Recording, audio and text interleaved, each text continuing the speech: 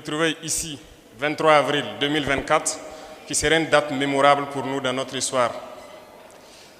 Merci pour l'accueil chaleureux, merci pour l'humanisme, merci pour la citoyenneté, merci pour le patriotisme. La région des Cascades est une région qui a été touchée par le terrorisme depuis quelques années.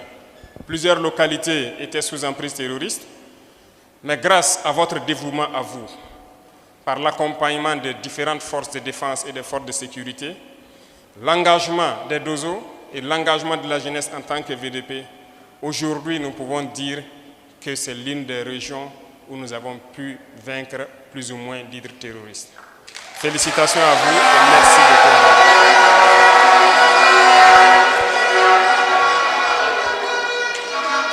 Mais je dis de continuer à faire corps avec les différents FDS, continuer à mener le combat, parce que certains de ces ennemis n'ont pas été neutralisés, se sont retranchés de l'autre côté de la frontière. Peut-être qu'ils se préparent à revenir, mais il faudrait les réserver l'accueil qu'il faut si jamais ils doivent revenir sous quelque forme que ce soit.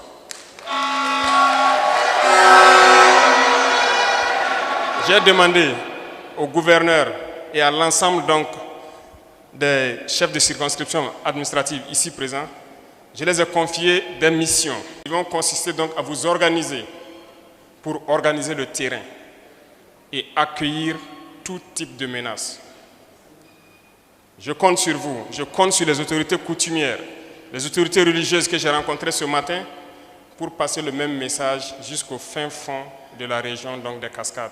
Il faut qu'on reste éveillé, il faut qu'on reste debout et tenir. C'est à ce seul prix que nous pouvons parler de développement et de changement au Burkina Faso. L'année passée, il était prévu que nous venions ici pour la journée nationale du paysan. Mais après maintes réflexions, nous nous sommes posé la question, qu'est-ce qu'on viendrait vous dire? Puisque c'est la cité du paysan noir ici, Banfora. Chaque année, faudrait-il venir échanger avec vous sur la question de l'agriculture et ne pas pouvoir apporter des solutions? Je ne pense pas que c'était l'idéal.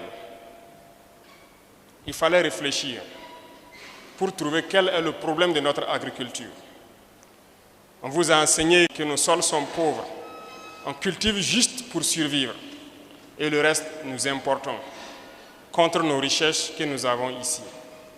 Est-ce vraiment le cas? Je ne pense pas. C'est un esprit de colonisation qui nous avait amenés à être dans cette situation. Mais il est temps que nous nous décolonisons. Et ça commence par la mentalité. Et je compte sur chacun de vous, chaque autorité, pour pouvoir décoloniser les mentalités. Il faut que vous ayez confiance en vous, que vous ayez confiance en la patrie. Nos ancêtres se sont battus pour nous réserver ce que nous appelons aujourd'hui le Burkina Faso. Il n'y a pas de raison que nous ne puissions pas nous battre pour léguer un Burkina meilleur à nos enfants. On nous a mis en tête que nous sommes pauvres, que nous n'avons rien. Mais vous vous rendez compte que c'est faux. C'est ça la colonisation. Il faut décoloniser nos mentalités. Il faut avoir un autre discours. Et l'éveil des consciences, nous sommes là pour ça aussi. Il ne s'agit pas juste de faire la guerre, de rester dans cette même mentalité, parce que vous serez colonisés encore si on reste dans ça. Il faut qu'on se décolonise. C'est cette guerre que nous menons. Et si vous suivez très bien l'actualité, vous comprendrez aisément. Parce que le terrorisme, il sera vaincu. Et lorsque les mentors se rendent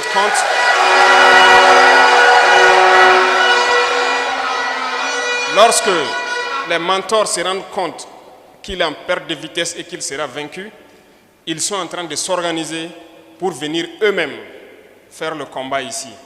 Eh bien, nous nous préparons, nous sommes prêts, nous défendrons nos terres jusqu'au sacrifice suprême.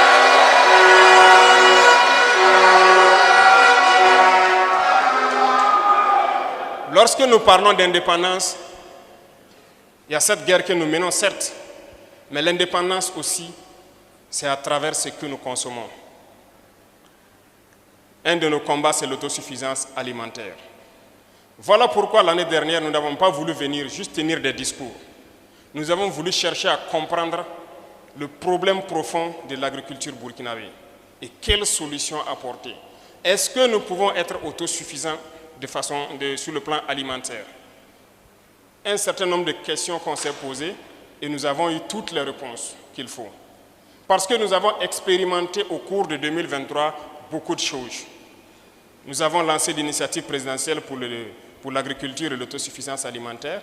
Avec le ministre de l'Agriculture, nous avons donc lancé en fin d'année l'offensive agricole. Nous avons compris nos potentialités, nous avons compris nos difficultés et nous nous sommes donc inscrits un certain nombre de lignes que nous devons égrener au fur et à mesure pour que nous puissions atteindre au plus vite l'autosuffisance alimentaire. La région des Cascades est une région modèle et je pense que vous savez bien qu'ici, c'est le grenier, ça peut nourrir tout le Burkina, dans toutes les spéculations. Mais que faut-il faire? Que faut-il faire? La première des choses, c'est ce que vous êtes en train de faire. Vous avez pris conscience de votre situation. Vous avez pris conscience de vos réalités, vous avez pris conscience de votre richesse. On doit se mettre au travail pour que notre rêve soit une réalité. Ce que Thomas Sankara disait, quand le peuple se met debout, l'impérialisme tremble. Ça a tout son sens aujourd'hui. Face à l'insécurité, le peuple s'est mis debout. Face à l'insécurité alimentaire, vous êtes debout. Et face donc à cette mentalité d'esclavage, d'impérialisme, vous êtes plus que jamais debout. Donc, le bout du tunnel n'est pas loin. Nous savons très bien que nous allons réussir. Nous souhaitons que tous les jeunes se mobilisent. Parce que dans 2 semaines, s'il plaît à Dieu, nous lancerons un programme. Un programme qui doit soutenir au maximum nos agriculteurs. Pour les accompagner du mieux que nous pouvons. Pour que nous puissions produire.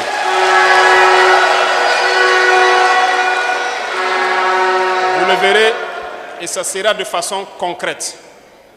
Nous avons fait le maximum pour réunir un certain nombre de choses pour que je ne vais pas l'annoncer ici. Quand nous allons le lancer, vous verrez de quoi je parle et vous devrez comprendre que nous sommes engagés coûte que coûte à ne plus tendre la main.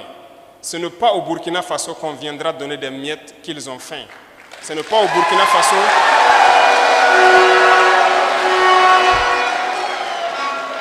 on ne doit plus nous voir comme des mendiants. C'est nous qui devons donner aux autres ce que nous n'avons pas fini de consommer. C'est nous qui devons faire les dons. Alors, c'est pourquoi je dis, j'invite les gens à changer de mentalité. Croyez en vous, c'est possible. Il y a beaucoup de défis. Il y a beaucoup de défis, il y a beaucoup de choses à réaliser. Tout de suite, j'ai discuté avec les autorités coutumières et religieuses pour le cas, par exemple, de retenue d'eau. Dans la région des Cascades, il n'y a qu'un seul barrage et ensablé. Barrage construit depuis 1962. Il vous faut beaucoup de barrages ici, parce que la région est riche en cours d'eau. Toute la bande frontalière, que ce soit la région des Cascades ou la région du Sud-Ouest, il pleut abondamment. Il y a beaucoup de cours d'eau. Nous venons de quitter Pau il n'y a pas longtemps. Nous savons que c'est le même type de climat. Mais combien de retenues d'eau? Il n'y en a pas. Nous avons pris conscience de cette situation. Voilà pourquoi j'ai instruit le ministre d'équiper d'abord la Sonaterre pour qu'elle devienne opérationnelle. C'est-à-dire avoir ses propres engins en mesure de pouvoir aménager les terres elles-mêmes. Nous sommes aussi en train de réveiller ce qu'on appelait l'ONBA, qui aujourd'hui, nous nous rendons compte que nous avons une nécessité absolue de réveiller cette structure. C'est cette structure qui a construit la plupart des barrages sous la Révolution. Et aujourd'hui, partout au Burkina, vous passez, la plupart des barrages que vous croisez, on vous dira que c'est sous la Révolution ou bien avant la Révolution. Certes, après la Révolution, on a construit quelques barrages, mais je pense que chaque localité, là où on peut faire une petite retenue d'eau pour que les gens puissent produire en permanence, nous devons pouvoir le faire. Quant aux spéculations, vous êtes d'accord avec moi que l'idée qu'on nous servait avant pour dire telle ou telle spéculation agricole ne marche pas au Burkina Faso, tout est erroné, c'est faux. Tout pousse au Burkina, tout marche au Burkina.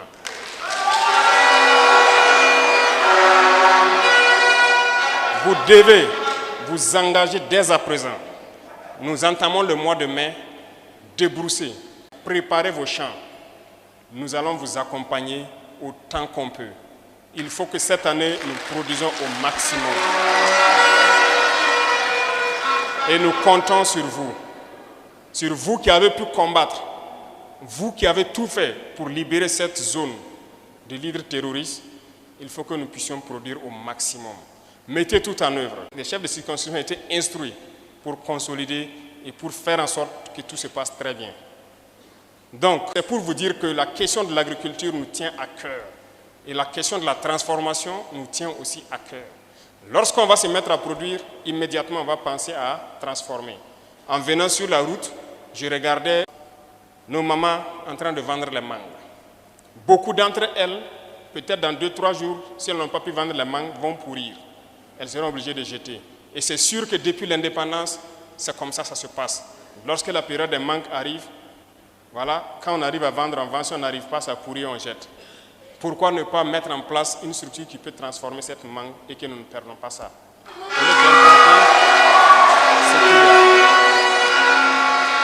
C'est pour dire que lorsque nous parcourons nos différentes villes, nous voyons les réalités des populations. Et ça doit nous amener à changer de mentalité. Je le disais tout de suite à vos députés ressortissants de la zone qui sont à l'ALT. J'ai dit, lorsque nous parcourons les campagnes, il faut regarder la vie de nos citoyens. Et ça doit nous marquer, ça doit nous tiquer. Lorsque nous pensons que nous pouvons faire un effort pour changer leur vie, tout doit être orienté vers ça. Et c'est possible. Et nous ferons tout pour que nous puissions développer ces industries-là. Tout de suite, vous parlez de la Minofa. Il y a déjà un projet de faire agrandir la Minofa. Avec notre production de blé, nous avons compris que c'est possible. Nous n'avons pas besoin d'importer de la farine au Burkina. Parce que nous pouvons produire le blé, nous pouvons le transformer. Donc, on a compris ça. Beaucoup d'autres spéculations, nous avons compris. Le sucre, beaucoup de champs étaient là, non exploités. Il faut forcément une nouvelle usine parce que ce qui est là est vieillissant. Nous sommes aussi lancés sur cette structure que nous devons créer pour avoir une nouvelle usine, pour avoir une grande capacité. Parce que ce qui est là ne peut pas couvrir les besoins du Burkina Faso. Bref, il y a beaucoup de projets en chantier après une bonne analyse de la situation de notre pays. Et tous les membres du gouvernement ici présents, on ne passe le temps qu'à parler de ça. Il faut toujours faire les sacrifices pour qu'au plus profond de nos villageois puissent vivre heureux. Et c'est possible. Et nous ferons tout le sacrifice qu'il faut pour que le Burkinabé, le dernier Burkinabé, puisse manger et dormir tranquille.